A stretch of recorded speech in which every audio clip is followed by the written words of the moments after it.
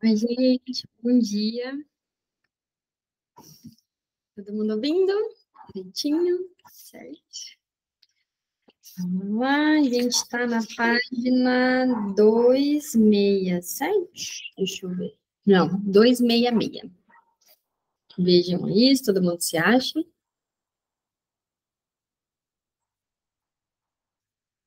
A gente vai começar do último parágrafo, que fala de janeiro de 1908. Se alguém souber qual que é a página do PDF, pode colocar aqui, por favor, que a Thay está perguntando, mas eu não sei. Se alguém souber, já coloca. Se quiser dar um pesquisar aí, tem janeiro de 1908. Às vezes fica mais fácil de achar. Podemos começar? Já acharam aí? Então, em janeiro de 1908, ocorreu algo desagradável e inexplicável. A Chay acabou de entrar. A Chay, ela vê pelo PDF. Então, tá, pode perguntar aí que ela deve saber. O pequeno Hans desenvolveu um medo paralisante de ser mordido por um cavalo. Passou a ter medo também de que os grandes cavalos de tração que puxavam os veículos pudessem cair, e começou a evitar lugares onde poderia vê-los. Mais grave, ao mesmo tempo, pai, herói, vilão e curandeiro particular do filho, começou a conversar com o garoto e a interpretar os significados das fobias do pequeno Hans, informando Freud assídua e detalhadamente. Pequeno Hans, vocês já leram? Geralmente é um que todo mundo lê, né? Aqui o Freud parecia fazer um trabalho de supervisor, né? Então ele mandava lá, o pai mandava as coisas que ele ia percebendo e o Freud dizia mais ou menos, olha, e isso, já viu isso, né? Então tinham as trocas de cartas como uma supervisão.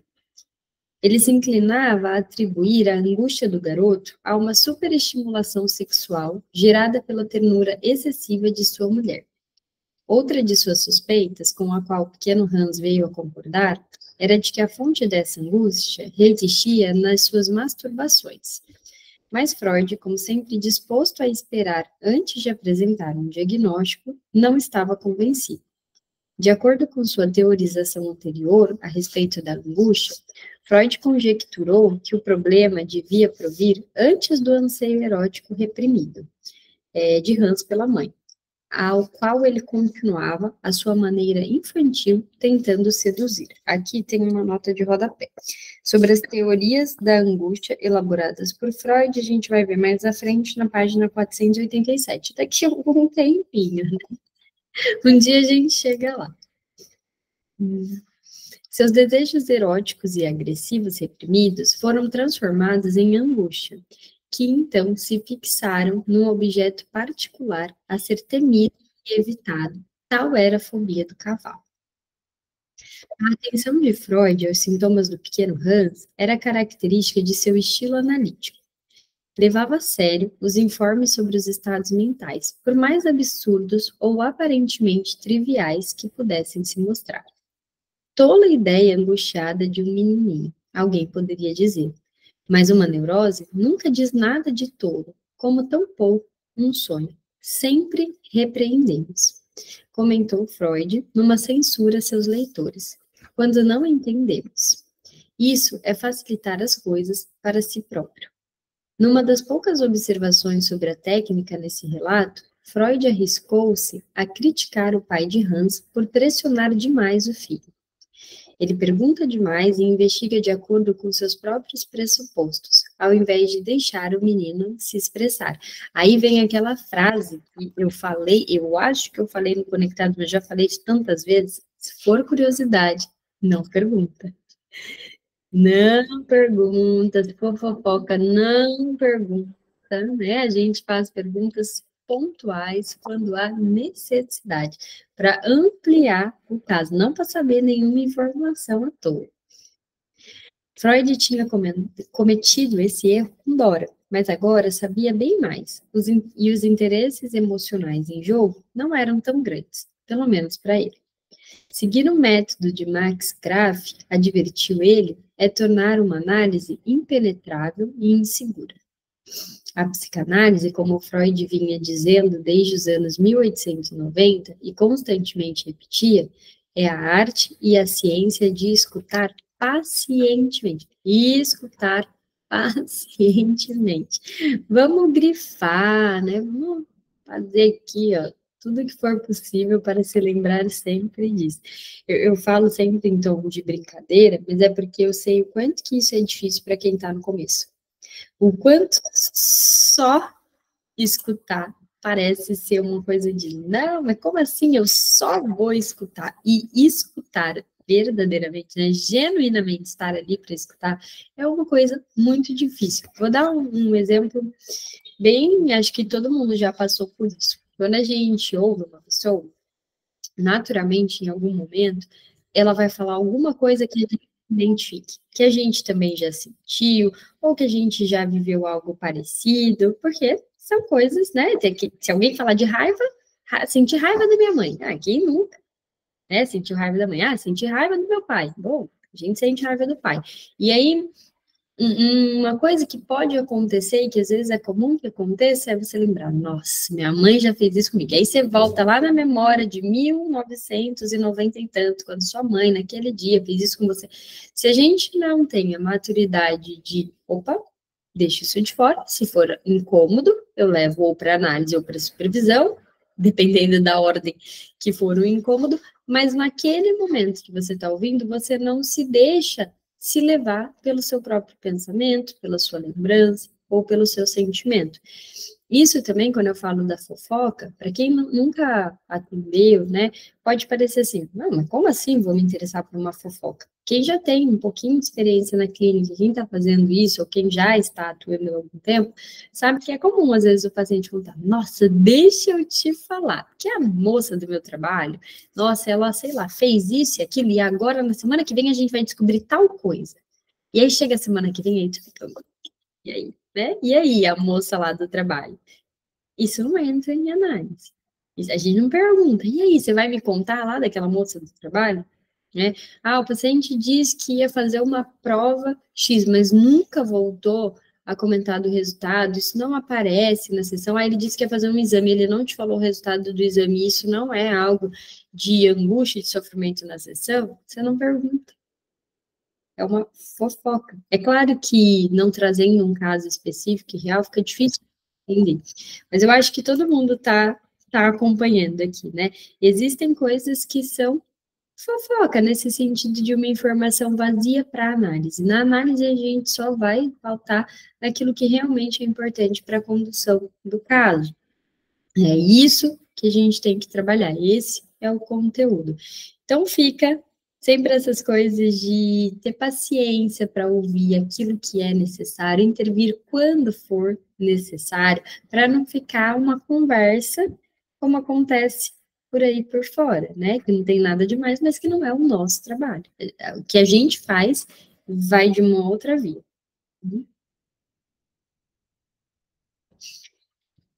A vontade é grande. Eu gosto, Poli, porque é assim, né? Às vezes eu fico pensando, meu Deus, será que eu sou a única curiosa?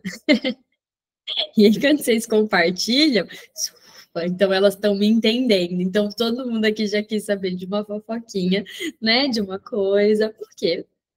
Todo mundo adora uma fofoca. Eu estava tendo aula na pós essa semana, e aí a psicanalista que estava dando aula, ela falou, gente, primeiro de tudo, para ser psicanalista, você precisa gostar de uma fofoca. E aí, obviamente, ela estava ali brincando, mas a gente entende de onde vem, a gente se interessa pelas pessoas, a gente se interessa pelo que elas falam, né? Naturalmente, a gente vai se interessar por uma fofoquinha. Não quer dizer que esse seja o intuito do nosso trabalho, né? Eu acho que todo mundo aqui tem maturidade para diferenciar. Óbvio que o interesse por uma fofoca não vai nunca ocupar o lugar do interesse que a gente tem pela pessoa, por aquilo que ela conta, por aquilo que ela diz, por aquilo que, às vezes, traz um sofrimento para ela, né? Geralmente, quando buscam a gente, é quando tem uma angústia, um sofrimento, e a gente se interessa por isso e pela transformação disso. A fofoca a gente engole, né? E fica pensando, bom, se um dia falar, vai ser legal também, mas também se não falar, não vou perguntar. Olha só, o paciente me mandou foto uma vez para ilustrar a pessoa que ela estava falando. Porque a gente imagina como são as pessoas, né?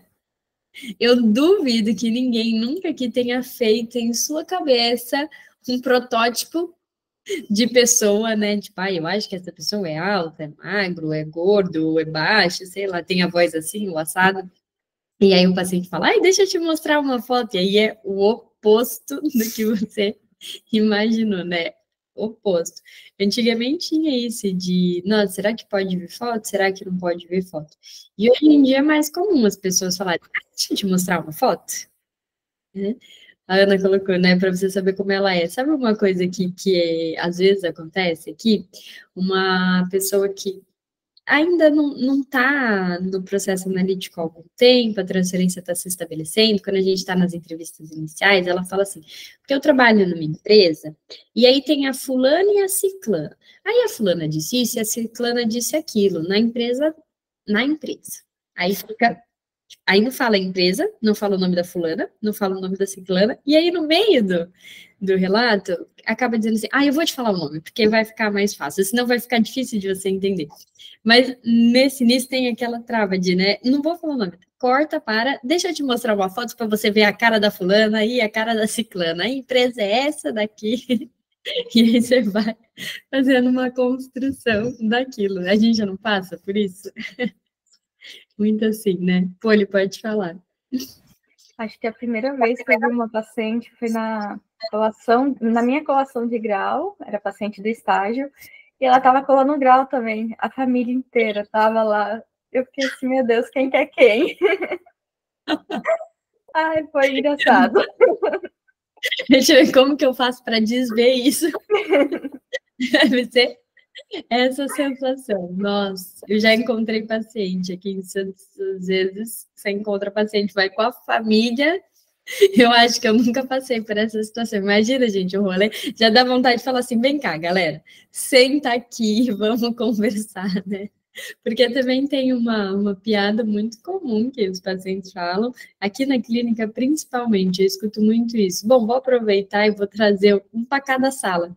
Né, vai um para cada piscina, aproveitar que tem um monte, vai todo mundo no mesmo horário, né? Já tem as salas, ou o paciente fala, olha, vou pegar uma van e a gente traz todo mundo aqui, né? E aí cada um fala das suas razões, dos seus sofrimentos, a gente junto faz um combo de análise. Às vezes os pacientes brincam com isso. Imagina tu dar de cara com a família? Chama a galera já. Bom, vamos lá. A fobia do pequeno Hans tornou-se mais difusa. Relutava em sair de casa, mas, quando saía, às vezes sentia-se compelido a ver cavalos. No zoológico, preferia evitar animais grandes, que antes apreciava, mas continuava a se encantar com os menores. O pênis dos elefantes e girafas incomodavam-no visivelmente. A preocupação de Hans com os órgãos genitais, seus, do pai, da mãe, da irmãzinha, dos animais, ameaçava se converter numa obsessão. Mas Freud achou necessário contestar a inferência óbvia de Max Grave de que seu filho tinha medo de pênis grandes. A conclusão de uma conversa sobre o tema favorito do pequeno Hans, transmitida pelo pai a Freud, forneceu uma pista inestimável. Você provavelmente ficou assustado. É o pai falando. Quando viu o pipizão do cavalo. Mas você não precisa ficar assustado com isso. Bichos grandes têm pipis grandes. Bichos pequenos, pipis pequenos. Resposta de Hans. E todo mundo tem pipi. E meu pipi está crescendo comigo quando eu fico maior. Afinal, está preso. Para Freud, isso era um sinal claro de que o pequeno Hans tinha medo de perder seu próprio pipi. O termo técnico para esse medo é a angústia de castração. Nesse ponto da análise, o jovem paciente e seu pai vieram consultar Freud, que agora ouvia e via pela primeira vez materiais que iriam contribuir imensamente para a solução do problema do pequeno Hans. Os cavalos ameaçadores representavam, em parte, o pai de Hans, que usava um grande bigode negro, como os cavalos com suas grandes focinheiras negras.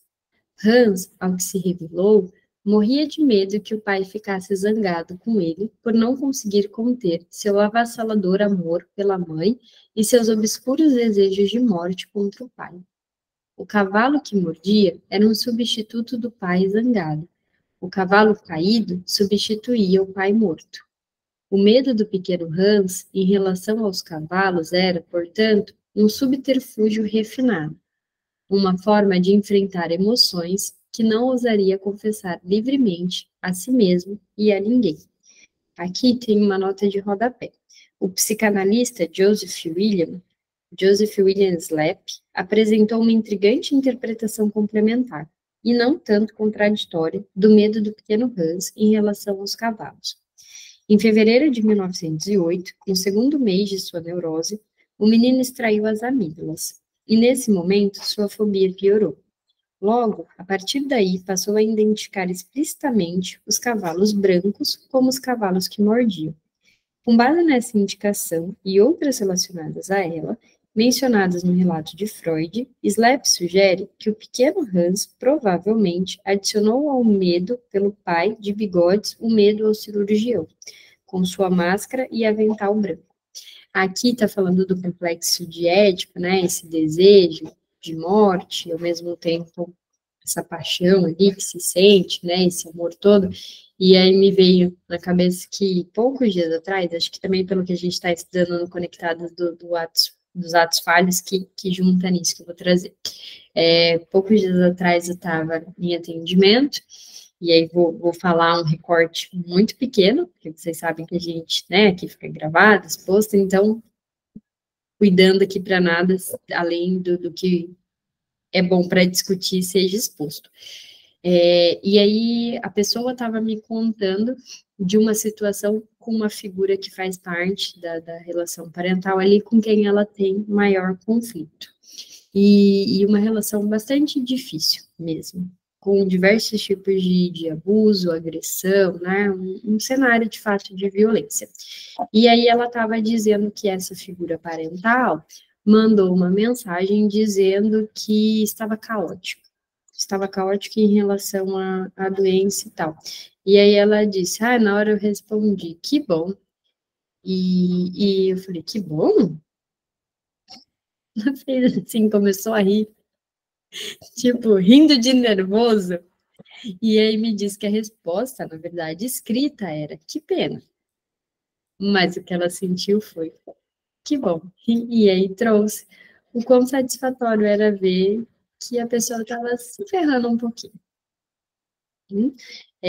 Isso dito para alguém que nunca estudou psicanálise, pode parecer crueldade, pode parecer qualquer coisa nesse sentido. A gente que entende os sentimentos, as emoções, que entende os conflitos, que sabe como essas coisas funcionam, e que nem sempre é algo que se sente, é algo que se leva a cabo, ela não fez nenhum mal, né? A pessoa não estava fazendo mal a ninguém, mas se divertir um pouco com a situação. A gente sabe disso, e sabe também o valor que tem poder falar disso, quando socialmente não se pode fazer. Né? Ou quem aqui falaria assim, quero mesmo que se ferre. Não é bem assim, né? A gente sabe do peso que tem falar isso, mas também do quão importante é. E esse desejo, então, de machucar o pai, mas ao mesmo tempo amar o pai, traz toda essa, no caso do Hans, isso traz, isso se mostra de uma maneira bem importante. Para quem não leu, acho difícil alguém não ter lido, né, mas é um caso que vale a pena estudar, ainda mais quem tem questões ali de entendimento com complexo de Édipo. Ela não é batom para ficar bonita, viu? É para hidratar a boca, porque tomei um monte de sol, minha boca tá toda cortada, falando, lendo, só pior.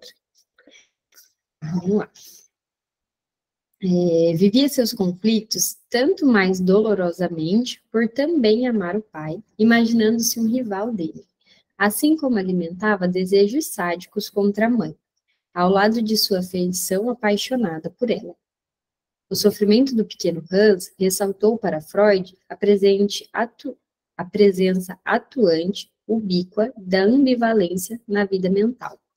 Hans batia o pé e, em seguida, beijava o lugar onde acertava.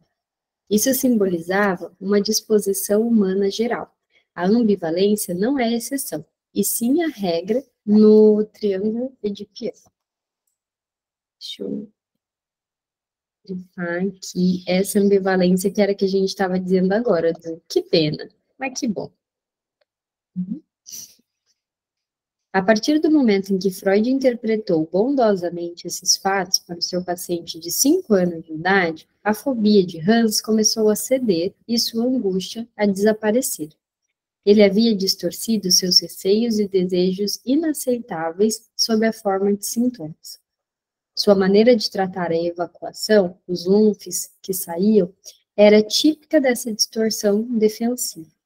Pensava sobre eles com curiosidade, mas converteu as associações prazerosas e excitantes relativas às suas conjecturas a respeito deles, os bebês são como outros lunfes, numa vergonha inconsciente, e a seguir, numa franca expressão de nojo. Da mesma forma, a fobia de Hans, fonte de inquietante mal-estar, era o resultado de atividades que antes lhe davam vivo prazer, tal como montar animadamente a cavalo.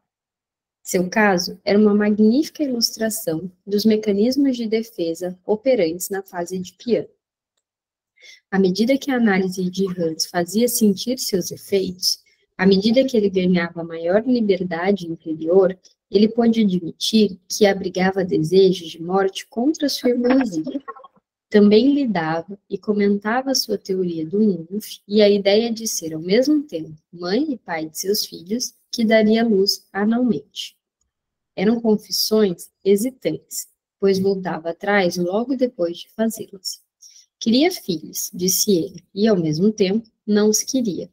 Mas o simples fato de admitir tais sentimentos e conjecturas era um salto para a cura. De fato, ao longo de todo o tratamento, o pequeno Hans demonstrou extraordinária agudeza analítica. Rejeitava as ideias do pai acerca de sua neurose quando apresentadas na hora errada, ou com intensidade insuportável. Aqui vem a negação, né? Que também a gente consegue perceber em casos clínicos, inclusive, eu gosto bastante daquele texto que com certeza também vocês conhecem, que é da psicanálise selvagem, que Freud coloca ali, que muitas vezes não é sobre um erro em si, né? Não que você tenha errado, por exemplo, naquilo que você entendeu do caso, mas às vezes você comunica antes da pessoa poder compreender. Às vezes a interpretação está certa, mas feita no momento errado, pode não ser bom. É um texto bem, bem bacana. Aos 5 anos, sabia que querer e fazer não são a mesma coisa. Olha só, sabe mais do que a gente.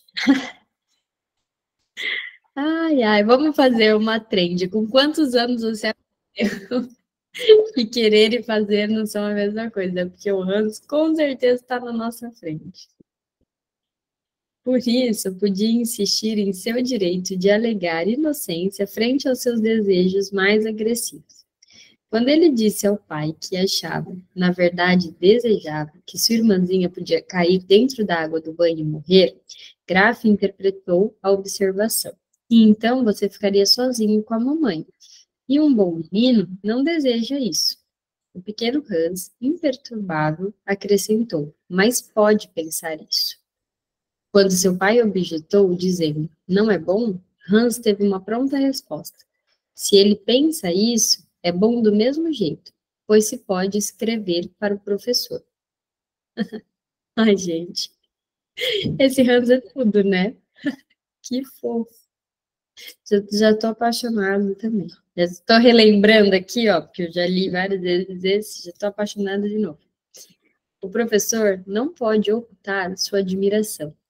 Bravo, pequeno Hans. Eu não poderia querer que qualquer adulto entendesse melhor a psicanálise.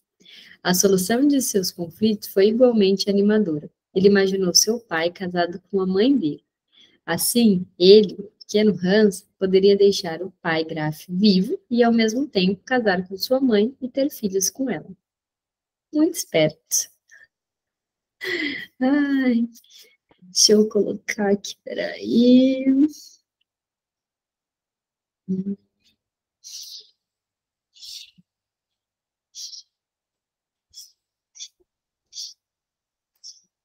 A trilha que Freud seguiu para desmascarar o vilão no drama psicológico do pequeno Hans foi mais curta, muito menos tortuosa, de que teria sido se fosse solicitado a analisar o grande Hans uma dúzia de anos mais tarde. O médico que trata psicanaliticamente um adulto, por fim, através de seu trabalho de desvendar formações psíquicas, camada por camada, chega a certas hipóteses sobre a sexualidade infantil, em cujas componentes ele crê ter encontrado forças motivadoras de todos os sintomas neuróticos da vida posterior. Com o pequeno Hans, não houve necessidade de uma escavação tão profunda. Se Freud, com visível satisfação, atribuía ao caso uma significação típica e exemplar, era precisamente porque condensava com tanta clareza o que análises de adultos tinham de deslindar com um demorado esforço. Uma teoria exemplificada por essa psicanálise pouco convencional de uma criança foi a do complexo de Édipo. Como sabemos, Freud conseguira aprofundar consideravelmente desde que mencionara a ideia pela primeira vez, 10 ou mais anos depois. O pequeno Hans foi uma fonte igualmente rica de informações sobre o trabalho da repressão. De fato, um autêntico caso de manual, com suas manobras transparentes de autodefesa. Uma criança de 5 anos, embora já muito capaz de erguer defesas psicológicas como vergonha, nojo e pudor, ainda não as consolidou.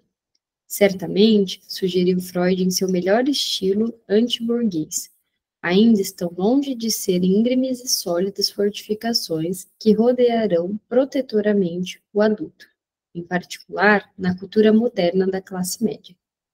Esse vislumbre da história da repressão numa criança em crescimento permitiu a Freud dizer algumas palavras categóricas a favor da sinceridade na discussão de assuntos sexuais com os jovens. Aqui, quando ele fala isso também, tem um texto muito bom, deixa eu lembrar o nome, é sobre... Onde está? Eu acho que está nesse Amor, Sexualidade e Feminilidade. É aquele sobre esclarecimento sexual das crianças? Esse é mesmo. Vamos ver onde que ele está.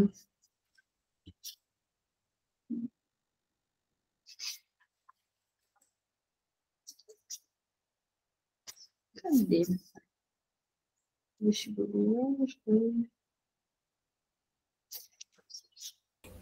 Tá nesse Amor, Sexualidade e Feminilidade. Amor, Sexualidade e Feminilidade, né? Acabei de achar aqui. Isso mesmo, mas o texto, né, se alguém for procurar, é de 1907. Talvez, né, se for ver no livro, tá nesse daqui, da Autêntica, mas dá para pesquisar ele também no Google, acha fácil, é um texto muito bom, muito bacana, importante demais. Inclusive para quem quer pensar a questão do papel da escola. E aí você vê o papel da escola, dos educadores na vida de uma criança, e aí o Freud fala disso como se ele estivesse falando dos tempos atuais. Volta e meia, socialmente, discute-se isso, né? Se na escola deve ter ou não deve ter educação sexual. E o que seria isso? Cara, o texto parece que ele escreveu ontem. Não sei se isso é bom ou se isso é ruim. Fico sempre na dúvida. Freud ser atual é um problema ou ele era um gênio, né? Porque aí eu vejo, não sei se ele era um gênio ou se a gente que é tão atrasado que ainda não evoluiu, né?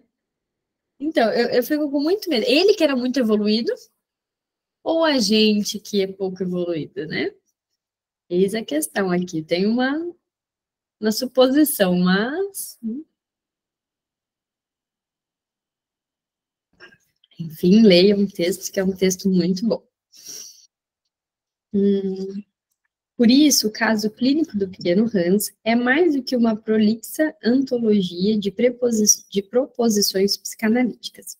Ele sugere o impacto que o pensamento de Freud viria a ter fora do consultório, embora não ainda em 1909 e por mais alguns anos, corta para 2024.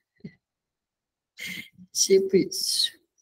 Freud ficou satisfeito que a análise do pequeno Hans não tivesse contado com a duvidosa vantagem da sugestão. Ó, outra coisa que também muito importante. Como que é bom não ter a sugestão. O quadro clínico fazia sentido. O paciente tinha concordado com as interpretações apenas quando cabia. Além disso, Hans vencera sua angústia e fobia. Somos eternos jovens vivendo os mesmos dilemas. Olha, Eli, bom te ver aqui, viu? Fico feliz que você esteja. A pequena já deve estar grande já, né?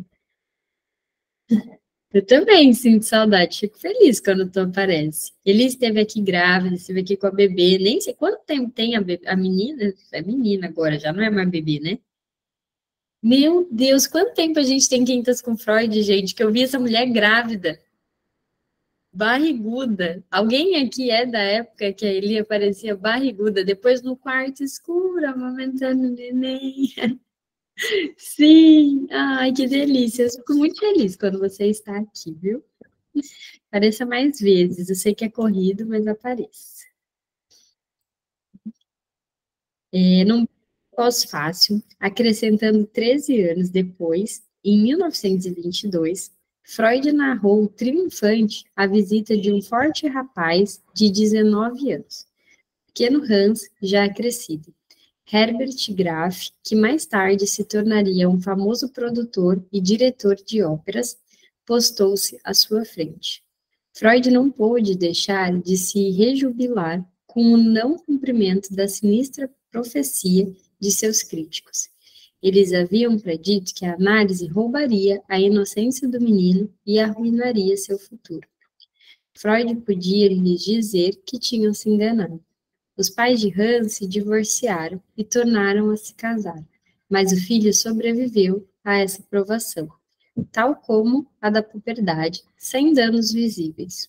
O que Freud considerou particularmente interessante foi a observação de seu visitante de que, ao ver o caso clínico, sentiu-se lendo a respeito de um completo estranho. Era um tanto parecido com Martin Freud, ao não conseguir lembrar o que seu pai lhe dissera para devolver-lhe o respeito próprio, depois do humilhante confronto no ringue de patinação. Aqui a gente já leu, lá na página 173, que está marcado aqui. O comentário de Hans foi um lembrete a Freud de que as análises mais bem-sucedidas são aquelas que o analisando esquece. Olha só. Depois de concluídas. Fica a dica aqui, vamos pensar nisso, né? Dora era histérica. Pequeno Hans, fóbico. O homem dos ratos, outro paciente clássico de Freud, era obsessivo. Vocês já leram todos eles? Não? Gil já, Polinão. O único que eu acho, não menos assim, que eu não gosto muito, é do Homem dos Ratos. Mas aqui no Quintas com Freud a gente leu todos eles. Tem uma cena, gente, eu tenho pavor de rato. Pavor mesmo. E aí, para mim, foi muito difícil ver esse caso. Porque o real, tem pavor, tem uma cena que não sai da minha cabeça, que eu quero esquecer e não consegui, raiva. E cada vez que eu leio o nome desse caso, eu leio. Do óculos? Né? É da dívida lá, do óculos. A Júlia está aqui falando. Tem uma. Eu só vejo no rato. Tá vendo? Para cada um fixou uma coisa, para mim o meu fixou essa parte do óculos. Eu falei, gente. Eu só penso naquele rato horroroso. Que dá. Assim, do óculos, né? Que ele perde. Aí ele fica em dívida e toda aquela coisa da tortura com o rato. Ai, meus filhos sabem que eu tenho pavor de rato, o Otto vive tirando sarro. Esses dias perguntaram, qual que é o animal que você mais gosta? Aí ele, calma, mãe, eu falo o seu. Você adora rato, né? Ah, credo. Tratar isso em análise, gente, porque é um negócio. Eu tenho muito medo de rato. Vamos lá. Era, assim, muito adequado para se incluir no repertório dos casos clínicos publicados por Freud. Sabemos que Freud considerava o caso do homem dos ratos muito instrutivo, tanto quanto a sua maneira havia sido de Dora. Não, Dora é o favorito da vida. Vi, então tamo junto, viu? Mas apreciava-o muito mais. Era o próprio Freud que se referia informalmente ao famoso paciente, com certo afeto, como Hating Man, ou, em inglês, Man of the Rats. O tratamento começou em 1º de outubro de 1907 e não durou mais que um ano, num ritmo que os analistas de gerações posteriores considerariam de tirar o fôlego ao invés de ponderar. Mas Freud asseverou que foi o bastante para aliviar os sintomas do homem dos ratos, mas não poderia derrotar a história. Ao comentar o grande morticínio da Primeira Guerra Mundial, concluiu melancolicamente numa nota de rodapé que acrescentou ao relato em 1923. O paciente pereceu, como tantos jovens valiosos e promissores, na Grande Guerra. Esse parece ter sido um período muito difícil para o Freud. É óbvio que foi muito difícil para todo mundo, mas, assim, pelos escritos dele, se vê o quanto isso trouxe sofrimento. O caso tinha tudo a seu favor. Ernest Lanzer, um advogado de 29 anos de idade, pareceu a Freud, desde o primeiro encontro, uma pessoa lúcida e sagaz. Também era divertido. Contava a seu analista histórias engraçadas e presenteou-lhe com uma citação apropriada de Nietzsche sobre o poder do orgulho em relação à memória, que Freud, de bom grado, citou mais de uma vez. Aqui está falando que tem na página 143. Vocês lembram qual é? Não me lembro. Deixa eu ver aqui.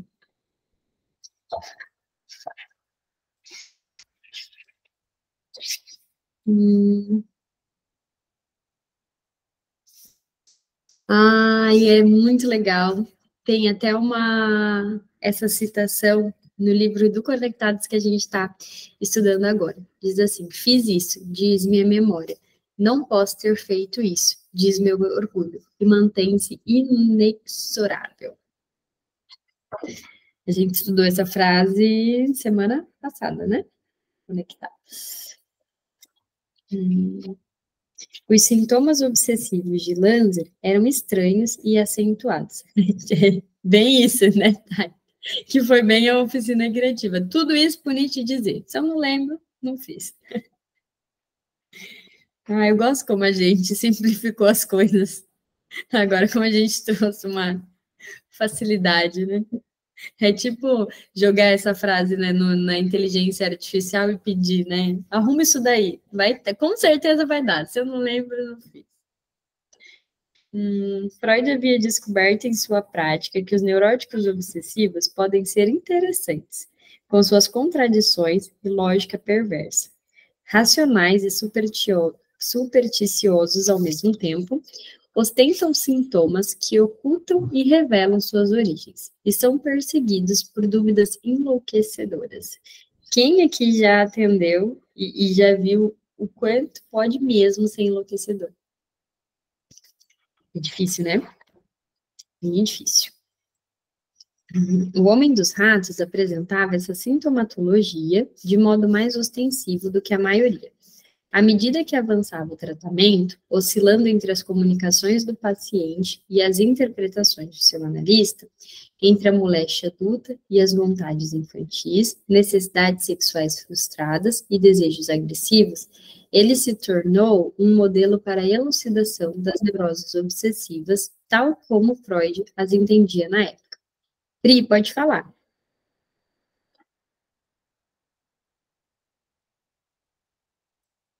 Pri?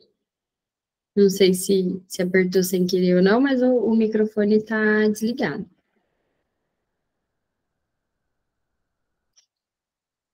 Não? Sem querer? Qualquer coisa escreve. Oi, Bruno, desculpa, foi sem querer. Desculpa, tá? Foi sem querer. Imagina, não tem problema. Elas demandavam urgentemente um tal modelo. Como Freud notou na introdução a esse caso clínico, os neuróticos obsessivos são de interpretação muito mais difícil do que os histéricos. As resistências que mobilizam no quadro clínico são notáveis pelos engenhosos obstáculos que oferecem. Pois, embora a linguagem da neurose obsessiva muitas vezes seja livre dos desconcertantes sintomas de conversão, ela é, por assim dizer, apenas um dialeto da linguagem histérica. Para aumentar os elementos obscuros, o obsessivo vai simular ao máximo um estado saudável, procurando a ajuda do psicanalista apenas quando estiver realmente muito doente. Tudo isso, além da necessidade de descrição, impediu que Freud apresentasse esse caso de modo completo. Não poderia oferecer, senão, migalhas de percepção, que julgava ele talvez não fosse muito satisfatórias em si mesmas. Mas o trabalho de outros investigadores pode encadeá-las. Afinal, o ano em que Freud escreveu essas palavras foi o de 1909. Então, havia outros investigadores com os quais achava que podia contar. Deixa eu só marcar aqui para a gente continuar.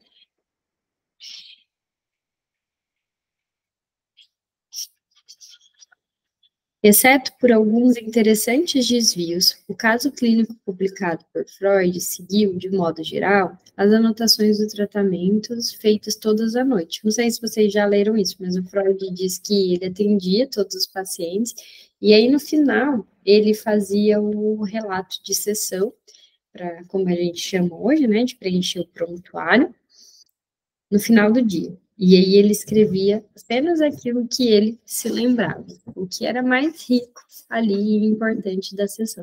Sei que tem muita gente que tem dúvida, né, do que preencher no prontuário, de como fazer, tem uma roda de conversa sobre isso, mas no livro, que eu acho que eu indico esse livro toda semana, né, Fundamentos da Clínica Analítica, então tem um texto, que eu não me lembro agora exatamente qual é o texto, mas tem que ler esse livro inteiro, é para ler todo mesmo, não dá para pular nada. Ele fala sobre isso, né, de como que ele anotava, como é que era esse processo para ele. Vamos ver. Na primeira hora, o paciente se apresentou e enumerou suas queixas. Medo de que pudesse acontecer algo terrível ao seu pai e uma moça que amava. Impulsos criminosos, como o desejo de matar pessoas, e impulsos de retaliação, como a vontade de cortar sua própria garganta com uma navalha. Preocupações obsessivas, algumas centradas em assuntos quase ridiculamente insignificantes, como o de pagar dívidas mínimas. Então, apresentou voluntariamente alguns detalhes sobre sua vida sexual. Quando Freud perguntou por que viera esse tema, o homem dos ratos admitiu que pensara que isso se adequaria às teorias de Freud, das quais, de fato, não conhecia praticamente nada. Mas, depois disso, o homem dos ratos prosseguiu por conta própria. Depois dessa primeira hora, Freud apresentou ao homem dos ratos a regra fundamental da psicanálise. Ele teria que contar tudo, por mais frívolo ou sem sentido que lhe viesse à mente. Assim, o homem dos ratos começou a falar sobre um amigo cuja opinião lhe era muito cara, principalmente quando seus impulsos de cometer assassinato ou suicídio mais o perturbavam. Então, lançou-se, muito abruptamente, comentou Freud, a um relato de sua vida sexual na infância. Como todas as primeiras comunicações no decorrer de uma psicanálise, essa escolha de temas iniciais, seu amigo e desejo por essas mulheres, tinha uma importância que a análise deslindaria aos poucos. Os temas escolhidos pelos homens dos ratos apontavam tanto para uma aparição esporádica de fortes impulsos homossexuais na infância e adolescência, como paixões heterossexuais ainda mais fortes, precocemente desenvolvidas. De fato, logo ficou muito claro que a atividade sexual do homem dos ratos havia se iniciado excepcionalmente cedo. Ele relembrou jovens governantas bonitas que espiara em sedutores trajes íntimos, ou cujos órgãos genitais haviam acariciado. Suas irmãs também tinham despertado nele um profundo interesse sexual.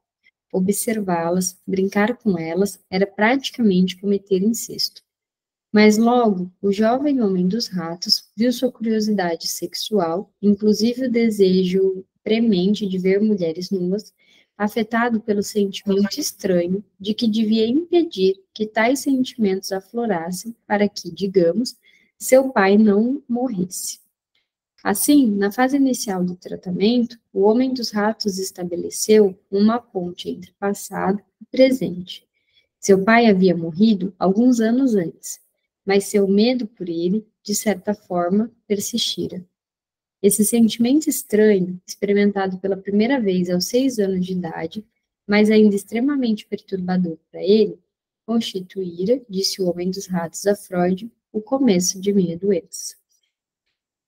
Mas o diagnóstico de Freud era outro.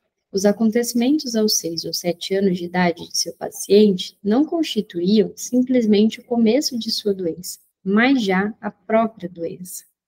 Para entender a complexa organização de sua doença posterior, achava Freud, era preciso reconhecer que o menino de 6 anos, aquele pequeno voluptuário, já apresentava uma neurose obsessiva completa, a qual não faltava nenhum elemento essencial, ao mesmo tempo núcleo e protótipo de sua moléstia posterior.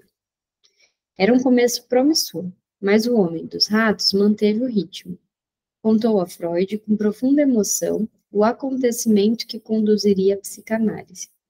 Estando em manobras militares, ouviu um capitão contar um castigo particularmente medonho, praticado no Oriente. Olha aqui, vou pular essa coisa horrorosa, não quero saber desse castigo. Meu Deus. Lá vai eu pensar nisso de novo, ó. Já estava acabando, minha obsessão já tinha ficado adormecida. Agora, nossa. Nesse momento, interrompendo-se de forma dramática, o homem dos ratos parou, saiu do divã e rogou a Freud que lhe poupasse o restante. Por favor, agradeço. Estou quase aqui também dizendo, por favor, vamos deixar isso para lá. Freud, ao invés disso, ministrou a seu paciente uma pequena lição da técnica. Negando qualquer gosto pela crueldade, ele insistiu que não poderia dar o que não estava a seu alcance. A superação das resistências é uma lei do tratamento. Tem que superar, senão a coisa não anda. Então, viu uma resistência? Pontua. Acho que a gente tinha que fazer tipo um checklist, assim, ó. Se for curiosidade, não pergunta. Se tiver resistência, pontua. Né? Se for fofoca, não quero saber. Vamos fazer um checklist de sessão. Não que isso seja um manual, só para a gente se lembrar, sabe? Tipo, lista daquilo que eu não posso esquecer. Sou a louca das listas. O que poderia fazer era auxiliar de uma frase quebrada para outra. Seria, olha, o homem dos ratos a concluir a história.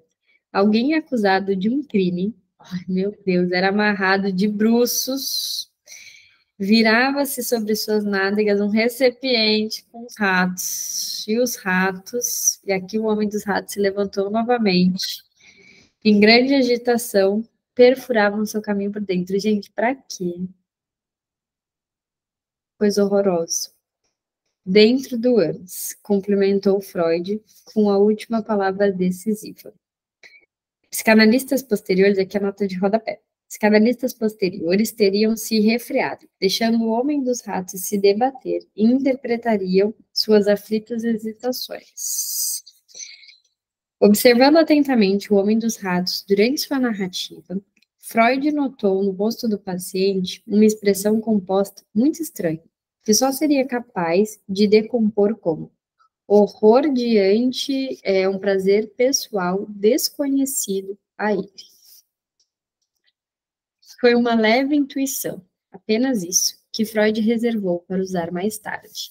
Isso daqui também é muito importante, essa coisa do ser uma intuição e da gente usar mais tarde. Por vezes a gente percebe coisas no tratamento, né, ali diante da escuta, que não cabe dizer naquele momento, mas guarda a informação e numa outra hora, quando for possível, você traz isso. Né? Quando, de fato, você entender que vai ser algo promissor.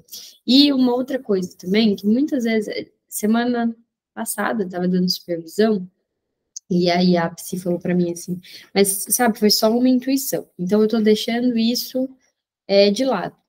E aí, eu acho que é válido que a gente possa falar que a nossa intuição, ela é importante, muito importante. Não é porque você tem uma intuição que você nomeia dessa maneira que você tem que jogar ela fora, porque foi algo que você pensou, algo que você achou. Muito pelo contrário. O que você percebeu, o que você sentiu, ele é de extrema importância. Não quer dizer que você está certo, que aquilo seja uma verdade absoluta, que naquele momento você tem que pontuar algo. Eu acho que é difícil falar assim, mas eu vou dar um exemplo que talvez fique mais fácil. Quando você atende uma pessoa e ela nunca te relatou que ela sofreu abuso, mas ela te relata hoje, atualmente na vida dela, questões com a sexualidade que você pensa, talvez essa pessoa tenha sofrido abuso. Você não vai perguntar para ela, naquele momento que você intuiu isso, né, de, olha, você já sofreu abuso? Me conta sobre o abuso, se ela nunca trouxe isso. Mas veja, é extremamente relevante a percepção que você teve. Aí você trabalha isso na tua supervisão, de que maneira, né, que você chegou nesse saber, ou nessa intuição, que às vezes vem a ser um saber mesmo, porque o paciente confirma aquilo, né, traz aquilo em algum momento. Mas o que eu quero apontar é, se for algo que você intuiu, leva para a tua supervisão. Você vai conseguir pensar a partir do que naquele discurso você intuiu aquilo. E assim você pode construir algo no caso, você pode construir um manejo, fazer uma intervenção que leve a abrir mais a possibilidade daquilo ser dito. Fica claro isso? Sim? É que eu sempre acho mais difícil explicar quando não pode trazer um relato de caso, né? Mas eu tento trazer alguns exemplos assim cortados para facilitar. Bom, não vai dar para a gente seguir a leitura, mas estamos quase terminando esse, então eu vou marcar aqui que a gente terminou nesse parágrafo, e aí a gente volta a ler a partir daqui, porque acho que é algo que vocês não vão esquecer, se a gente pensar na intuição, né? Um exemplo que dá para a gente falar de novo na semana que vem, e ele faz sentido. A gente para, então, na página 273, logo na primeira linha. Vocês anotam aí? Quem tiver a página do PDF, se puder colocar lá no grupo, eu agradeço. Onde que a gente parou. Tá bom? Obrigada, até a próxima quinta. Fique bem. Um beijo. Tchau, tchau. Tchau, gente.